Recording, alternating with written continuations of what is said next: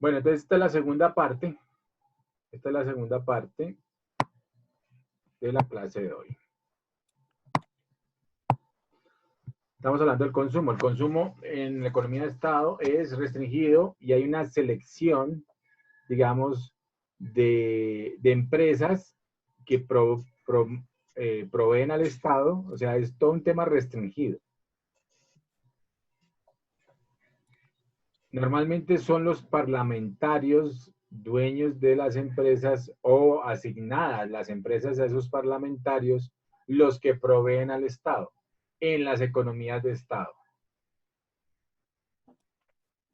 O las economías de Estado totalitaristas, digámoslo así. En cambio acá, el consumo es de selección, libre selección de consumo, o sea, nosotros podemos consumir lo que queramos siempre y cuando tengamos los ingresos, obviamente. Y es libre, no es restringido. Y esta es la combinación, libre selección de consumo más estímulo del gasto público por sectores. Eso es lo que está haciéndose en este momento, ¿no? Estímulo del gasto público por sectores, es lo que se está haciendo en este momento. Aquí el Estado es el responsable como tal, digamos en términos legales, el Estado es el responsable, pero también el Estado, fíjense todo lo que ha pasado con el tema de la pandemia. China ha dicho muchas mentiras y todos los estados en el mundo le están castigando eso. Primero, el tema del virus. No se sabía de dónde había salido, si había salido de allá, de China, y que no, que ya habían controlado la pandemia, tampoco la controlaron. No se sabe si ellos lo crearon, no lo crearon, que sea natural, parece que no sea tan natural, sino sea un virus creado. Hay mucha conspiración, la teoría de conspiración del tema. Pero digamos que fuera de la guerra entre Estados Unidos y China, el mundo estaba muy escéptico, empezando por países que eran muy aliados de China, como ya les comento, como Japón, que están mirando otras fronteras. Entonces, es una especie de castigo, ¿no? Un castigo a la inversión en China, trasladando todas sus fábricas y trasladando todas sus inversiones de China a otros lados. Al África, inclusive, a Sudamérica. Entonces, eso es parte, digamos, de ese tema en el que el Estado es responsable, pero también es un Estado a veces muy mentiroso. Lo que están diciendo es que China no dice la verdad. Puede haber mucho más contaminados, puede haber muchos más muertos, inclusive de los que dicen. Entonces, eso es lo que pasa con esas economías totalitaristas y complicadas. Acá, en la economía libre mercado, pues el individuo es el responsable. Y acá todos somos responsables, somos corresponsables. El individuo, la comunidad y el Estado son corresponsables. Entonces, somos una economía mixta en la que todos somos responsables de que las cosas funcionen. Acá, el modelo es estático, dogmático, es decir, que es un solo dogma, ¿no? Entonces, es lo que dice Xi Jinping en China y eso es lo que se hace, ¿no? Inclusive, de las cosas buenas que tendría un Estado dogmático es el manejo de la corrupción, por ejemplo. Pero es el manejo de la corrupción, desafortunadamente, de dientes para afuera.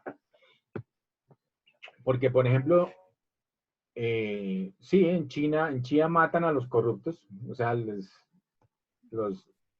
pero entonces matan a los corruptos que son, digamos, sí, evidentes, ¿cierto? Pero si el Estado como tal todo es corrupto, pues todos se tapan, ¿no? Entonces ese tiene sus más y sus menos.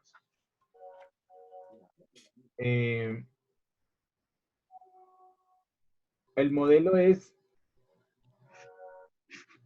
en el capitalista, digamos, es un modelo estático, en el cual todavía se maneja el tema de la propiedad privada muy fuertemente, y hay tema de centralización y concentración del capital. Es lo que llamamos en el sistema capitalista, digamos, los dueños de los medios de producción, y eso le decía Carlos Marx en el Capital, dentro de este modelo estático, pues se están haciendo cada vez más ricos, ¿no?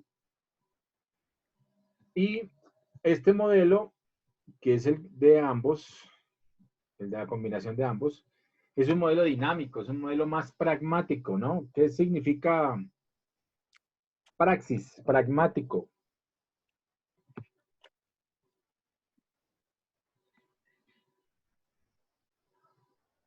Pregunta abierta, ¿quién responde?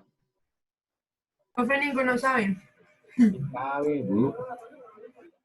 La praxis, de la práctica, o sea, de la experiencia. El modelo dinámico es adaptativo, es parte de los procesos de todas, cada una de las naciones y se va dando en la marcha. O sea, es un modelo experiencial, es un modelo de experiencia. Entonces es un modelo dinámico. Se van utilizando y se van aplicando las normas acorde con lo que va requiriendo. A veces se acierta como a veces se desacierta, obviamente, pero se va aprendiendo en la marcha, es parte del proceso dinámico. Bueno, acá el Estado es el patrón, es el principal empleador. En China es el principal empleador. En las capitalistas, pues las empresas, los individuos, el Estado es patrón, ambos son empleadores. Y aquí en el mixto, pues hay individuos, hay empresas y el Estado, todos son empleadores. Entonces, digamos que esta dinámica de las empresas, de los estados mixtos, pues es mejor, ¿no? Acá el Estado es actor principal o el principal, único interventor y regulador. En China lo sigue siendo, ¿no? Ustedes sí sabían que en China tienen todo ese sistema de reconocimiento de caras, el reconocimiento de las facial. Reconocimiento facial, gracias. Ese reconocimiento facial lo hacen es para tener el control de cada uno de los individuos. Y le tienen controlado los créditos, le tienen controlado hasta la entrada a los buses, al subway. Si usted es un personaje que tiene deudas y que no paga sus deudas o que hace alguna cosa, allá lo sancionan. Entonces usted no puede ni coger el bus, pues. O sea, lo reprimen totalmente. Entonces, ese sistema tiene también sus cosas buenas y sus cosas malas. En Colombia podría funcionar, pero entonces quedaría desocupado, dicen que medio Transmilenio por culpa de eso, de esos reconocimientos faciales. Pero sería bueno porque ahora con este tema, pues se necesita más espacio, ¿no? Sí. Entonces, pero es todo un tema, digamos, no es un tema de ayuda como tal al ciudadano, sino es un tema más de tipo represivo, restrictivo, ¿no? Bueno, y los llama y arman un sistema de puntos, es decir, cada ciudadano tiene algunos puntos. Si usted es un buen ciudadano, pues entonces le va bien y tiene puntos y le pueden dar crédito y puede sobrevivir bien y puede hacer todo lo que sea. Pero si es un mal ciudadano o tiene algún problema, alguna cosa, ahí le caen. Bueno, entonces... Aquí se enojan porque los reportan 4 años en centrales de riesgo. Por no haber pagado durante 5 años. Entonces... Sí. El Estado se abstiene de intervenir, básicamente es en el sistema capitalista, y en el mixto, pues el Estado interviene cuando considera necesario. O sea, es un Estado regulador. Luego, creo que este sigue siendo el mejor modelo, ¿no? En el totalitarista, en el Estado, economía de Estado, el bienestar social depende de la eficiencia estatal. Imagínense eso, el bienestar social depende de la eficiencia estatal. Por eso es que los países de la excortina de hierro, empezando por Rusia, cambiaron su modelo porque eran ineficientes, totalmente ineficientes. Las compañías no daban lo que se requería, eran totalmente ineficientes. Entonces, no sé si se acuerdan ustedes con Gorbachev, esto es historia de Rusia, un poquito ahí, él empezó a sacar lo que llaman el glasnost y la perestroika. Con eso cambió el modelo, abrió el libre mercado, dejó que entraran empresas a invertir en Rusia y eso logró pues que Rusia cambiara el modelo y fuera mucho más eficiente. Existiera la comida para todo el mundo, sí, pero todo el mundo tenía ya que comprar, ¿cierto? Entonces el trabajo también se dio en muchas multinacionales, pero sigue siendo obviamente pues un estado combinado, es un estado mixto, pero tiene un tema también muy fuerte de estado, es decir, todavía el estado es muy dominante, ¿no? Es bastante dominante en Rusia. Ahí se está claramente visto que los políticos de Rusia también son los que más ricos se han hecho en los últimos años, porque son los que están a cargo de asignar a las empresas.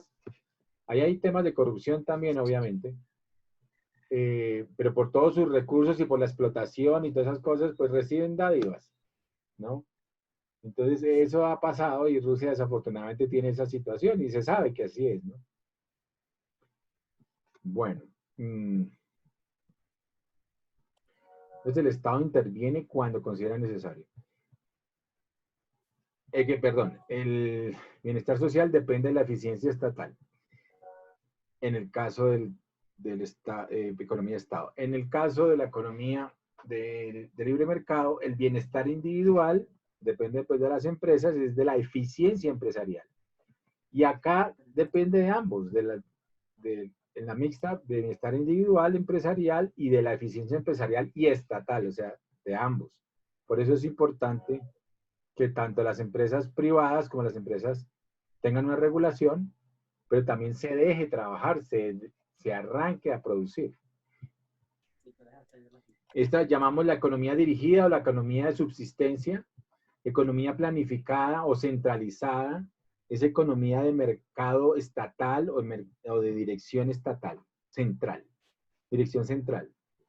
Así se les llama a este tipo de economías.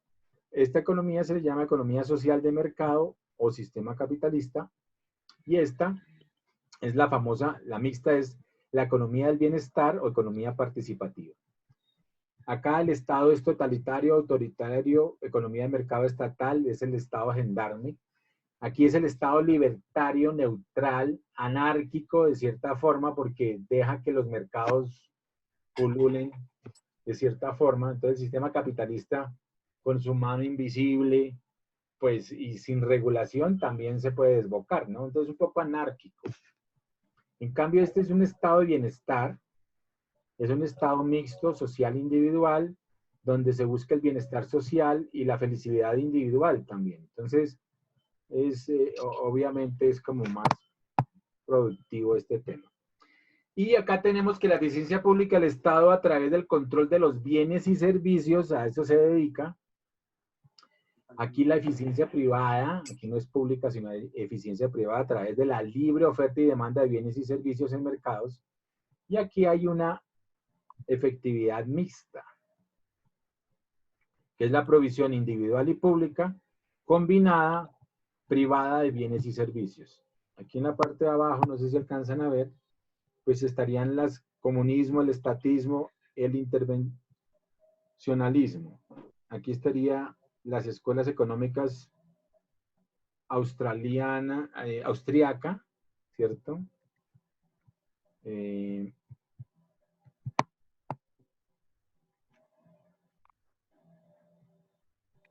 Aquí hay algunas escuelas, pero ahí no se alcanza a ver.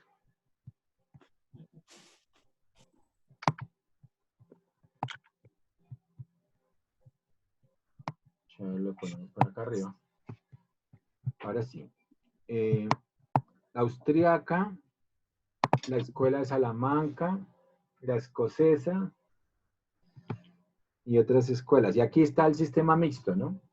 Digamos que este sería un tema de sistema mixto, como si fuera el capitalista y el socialista mixtos funcionando en conjunto. Bueno, entonces eso para comentarles esta primera partecita.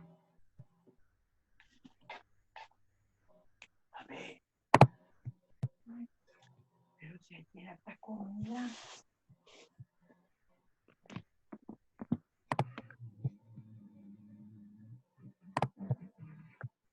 Bueno, vamos a compartir entonces algunos videos que no están en la plataforma, o sea, están en la plataforma, pero no podemos verlos. Vamos a tratar de entrar a la plataforma la última vez. Si podemos entrar, perfecto. Si no, cambiamos.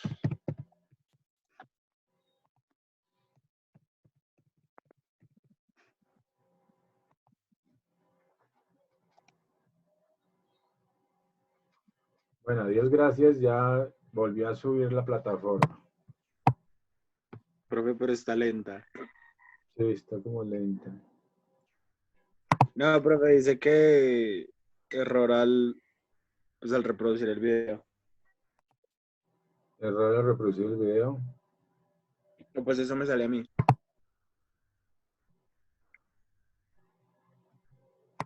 A ver.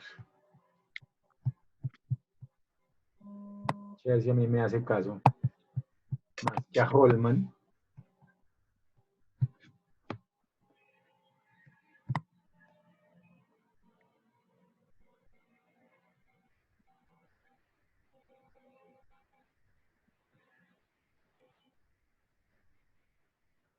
Bueno, la economía estaba acá. Bueno, ¿cómo van con el proceso? ¿Sí está interesante ese tipo de economías? ¿Estamos claros en el tema? Sí, señor. Sí, señor. Bueno, En conclusión, la mejor es la mixta. que es en la que estamos casi todos actualmente, ¿no? Sí. Ok, Oscar. Bueno, miremos a ver si este nos funciona. Ah, no, funcionando.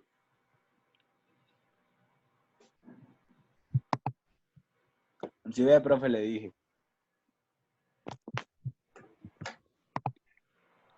En este video vamos a hablar sobre las diferentes maneras de estructurar una economía, Bueno, en particular determinar quién es dueño de qué y cómo en una economía se decide qué producir y quién recibirá el resultado de dicha producción.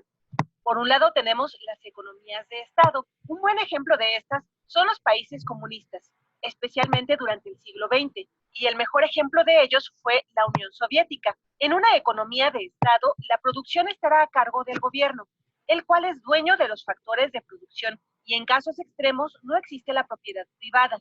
En una economía de Estado es frecuente que el gobierno sea dueño de las fábricas, las granjas y demás factores de producción.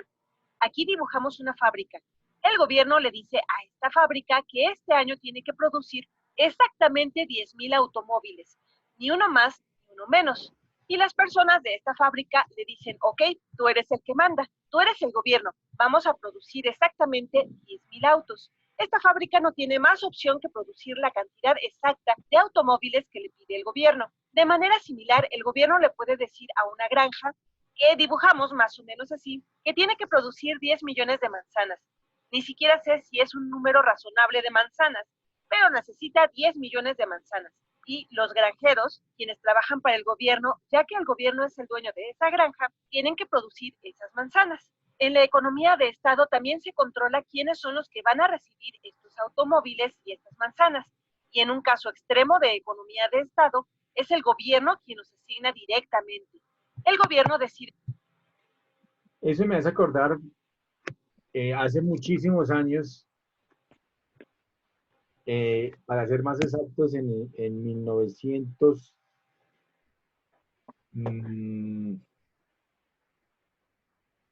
1985,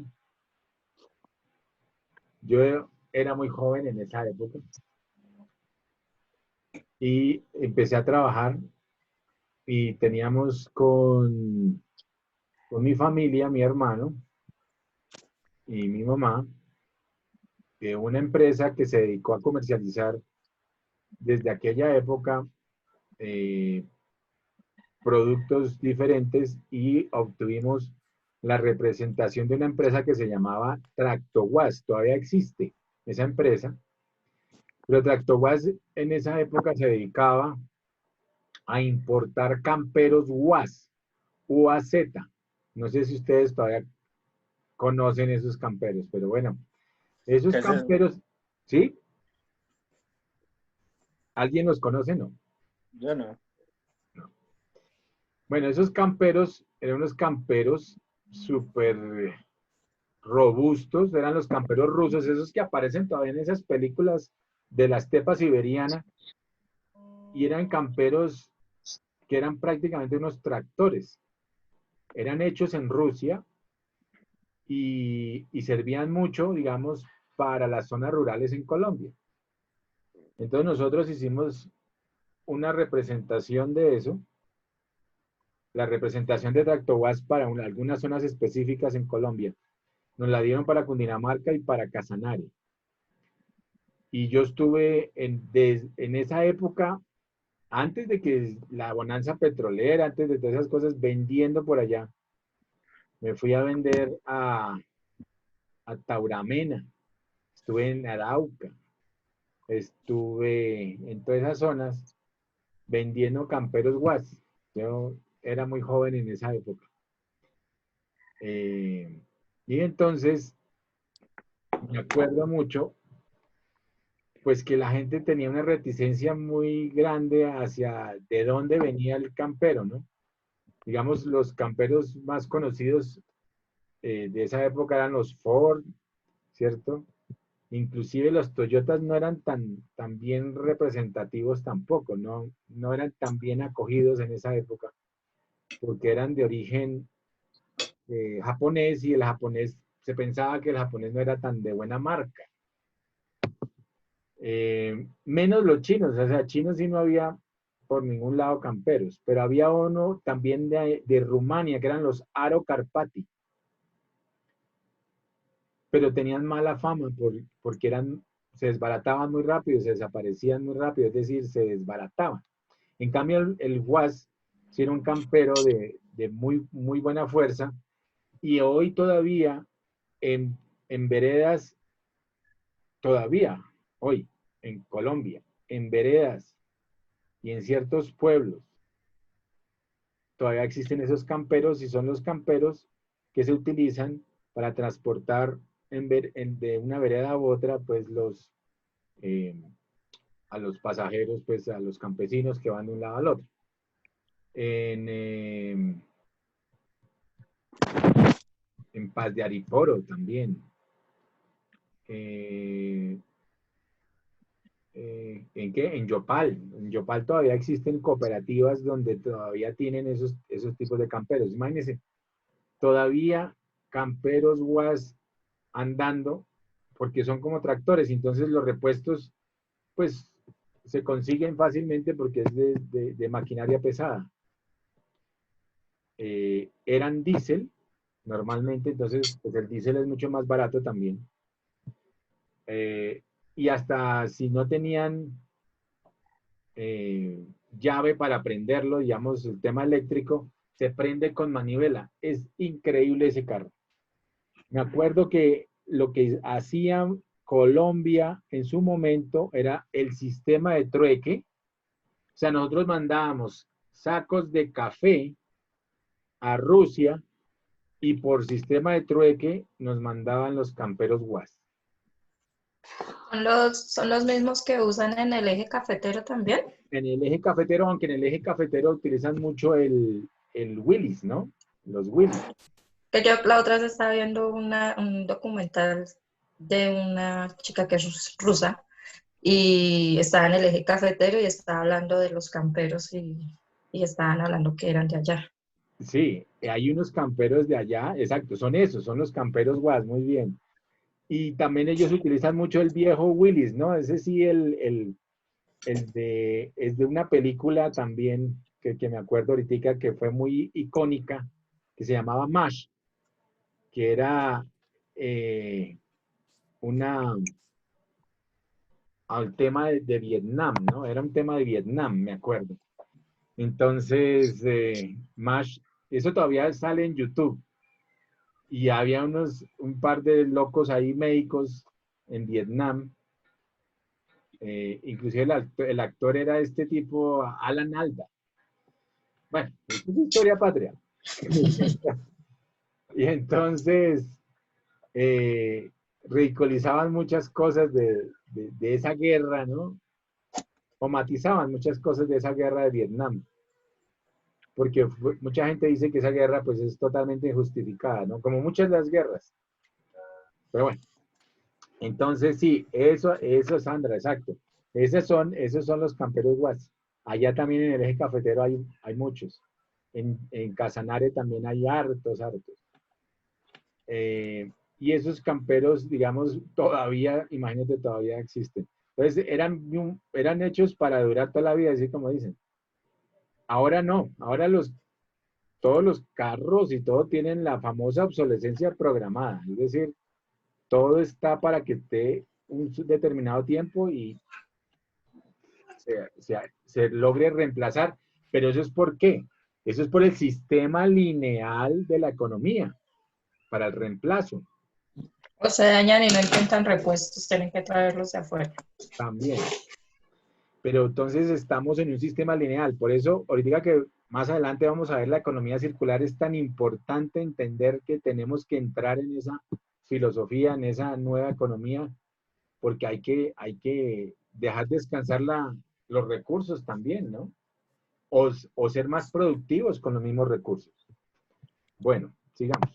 Si esta persona recibe un auto, esta otra recibe un auto y esta otra también recibe un auto.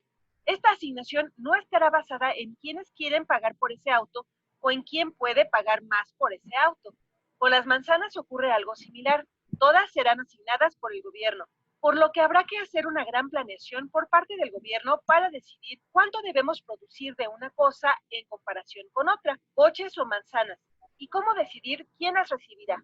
Por otra parte, del otro lado del espectro, tenemos lo que se conoce como economía de mercado, y la mayoría de las economías en el mundo son más similares a la economía de mercado que a la economía de Estado. En la economía de mercado, a diferencia del Estado que determina y asigna qué producir, el mercado o la economía de mercado está marcada por la competencia. En lugar de que el gobierno sea el dueño de los factores de producción y decida qué produce, quién y cuándo, y asignar quién recibe qué cosa. En una economía de mercado, por ejemplo, tenemos una empresa que es en su mayor parte independiente del gobierno, aunque existen ciertos tipos de empresas que tienen una mayor influencia del gobierno, por ejemplo, la milicia. En esta empresa se preguntan, ¿cuáles son las necesidades del mercado? Podrían decir que el mercado requiere 5,000 automóviles que lucen así, pero también requiere de 2,000 camiones. ¿Cómo saben esto? Con base en la información que tuvieron el año anterior, por ejemplo, que también se vendieron los camiones y los autos, o qué es lo que vendieron sus competidores. En una economía de mercado es muy común tener más competencia. En la economía de Estado es posible tener una fábrica enorme que es propiedad del gobierno o de unos pocos, mientras que en la economía de mercado podemos tener varias empresas más pequeñas que compiten entre sí. Una puede decidir hacer un auto similar al de su competencia, pero en otro color. Por ejemplo, un coche amarillo. Nuevamente, en una economía de mercado tenemos esta noción de competencia entre las personas que producen cosas para este mercado, así como su mejor juicio para ver las necesidades de dicho mercado. Del mismo modo, tenemos aquí una granja en donde se han producido muchas manzanas, pero pareciera que dichas manzanas no tienen mucha demanda, ya que parece que los duraznos están de moda este año. Y en este caso, la forma en la que se asignan los productos no está dictada por el gobierno, sino que es determinada por el mercado. Digamos que aquí estoy yo, que aquí estás tú y aquí alguien más. Quizá yo no estoy interesada en comprar el camión, pero sí necesito un auto nuevo para transportar a mi familia. Y digamos que tú también necesitas un auto, pero es el mercado el que indica quién lo va a tener. La fábrica asigna un precio a este auto. Digamos que es de 10,000 pesos. Quizá estoy dispuesta a pagarlo o quizá no. me puede parecer caro pagar 10,000 pesos por este auto, pero veo que este otro auto cuesta 9,000 pesos, así que voy a comprar este otro. Incluso los precios no necesariamente están fijos. Si no se venden suficientes autos de este tipo, pueden bajar el precio de 10,000 pesos a 9,000 para competir con este auto amarillo. De forma similar, si muchas personas quieren comprar este camión, puede aumentar el precio de este camión o producir más de este. Si existe una gran competencia y una empresa no logra competir en algunas de estas situaciones, es posible que tenga que salir del negocio, por lo que hay una fuerte motivación para cumplir con las necesidades del mercado y los precios se ajustan de acuerdo a esto. Entonces, ¿cuáles son los aspectos positivos y negativos que se asocian generalmente a estas economías? Uno de los beneficios asociados a la economía de Estado es una noción de equidad o alguna idea de igualdad. Y, por otra parte, en la economía de mercado, una consecuencia de este mecanismo en donde muchas personas compiten entre sí. Algunas personas pueden trabajar más que otras, algunas pueden innovar más, o algunas personas pueden tener buena o mala suerte. Naturalmente tendremos cierto nivel de desigualdad. Algunas de las ideas originales detrás de la economía de Estado, como el comunismo, es que la desigualdad no es buena, por lo que queremos asegurarnos de que todos reciban exactamente lo mismo, que tengan exactamente el mismo auto y que reciban exactamente la misma cantidad de manzanas. No queremos que todas estas empresas compitan entre sí. Queremos una gran empresa eficiente que se haga cargo de fabricar los autos. Resulta que en la realidad esta idea es muy utópica. Aún en la época dorada de estas economías de Estado, había personas con un mayor acceso a estas cosas. Quienes eran más cercanos a los gobernantes tenían acceso a mejores autos, a mejores departamentos y a más recursos en comparación con otras personas. Por otra parte, en una economía de mercado, aun cuando existe cierta desigualdad y la razón por la cual la mayoría de las economías, incluyendo las que son nominalmente comunistas como la de China, han hecho la transición a la economía de mercado, es debido a que este tipo de economías se asocian a cosas como la innovación e incentivos para que la gente trabaje o genere cosas nuevas. Pensemos en la siguiente situación en una economía de Estado. Digamos que eres administrador de esta fábrica y el gobierno te pide que produzcas 10,000 autos. Quizás tengas una idea para hacer este auto más eficiente, pero nadie te va a recompensar por esto. No te van a pagar más para que puedas comprar más cosas, por lo que es probable que no estés tan motivado para hacer esto. En cambio, en la economía de mercado, tienes mucha competencia. Esta empresa comienza a vender más. Todas las personas en esta otra empresa pensarán en cómo innovar y trabajarán más duro para poder tener una mayor participación en el mercado. Algo similar ocurre a nivel individual. Quizá alguien solo tenga lo suficiente como para comprar el auto amarillo, pero realmente quiera el auto azul, por lo que trabajará más duro o tratará de innovar o abrirá un negocio para poder ganar más y poder comprar el auto azul. Así que la mayoría de las economías en el mundo son más parecidas a la economía de mercado, porque aunque existe algo de desigualdad, hay más productividad, más innovación, más bienes y servicios disponibles para las personas. Pero aunque la mayoría de las economías en el mundo son parecidas a la economía de mercado, no existe la economía de mercado perfecta, pues en muchas áreas de la industria el gobierno se encuentra muy involucrado. En muchas economías, el gobierno puede encargarse de la salud pública y en la gran mayoría de las economías, el gobierno tiene tremenda influencia en la industria militar. Por ejemplo, en los Estados Unidos, que es una economía fuertemente capitalista, el gobierno ofrece seguridad social cuando la desigualdad se vuelve extrema. Cuando alguien no puede comprar alimentos por su cuenta, puede recibir bonos de alimento, o alguien que no tiene acceso a servicios de salud por la situación de pobreza puede tener acceso a los servicios sociales de salud. Existe un espectro entre la economía de Estado y la economía de mercado. La mayor parte de las economías se encuentran en este espectro, por lo que se denominan economías mixtas. Por ejemplo, como mencioné antes, los Estados Unidos de América es un país fuertemente capitalista con economía de mercado, pero aún tiene cuestiones que son de dominio público. El gobierno controla ciertos aspectos de la economía, representando gran influencia en las decisiones económicas. En resumen, en una economía de Estado pura, el gobierno controla todo el mercado, y en una economía de mercado, el gobierno controla una parte muy pequeña de la economía, pero en la mayor parte del mundo, las economías se encuentran en lo que llamamos economía mixta. Y con esto terminamos. Bueno, muchachos, nos vemos mañana entonces. Hay otros videos, si quieren, mañana miramos un par de videos más y continuamos con lo otro. ¿Listo? Listo, Listo, profe. profe. Entonces, Bueno,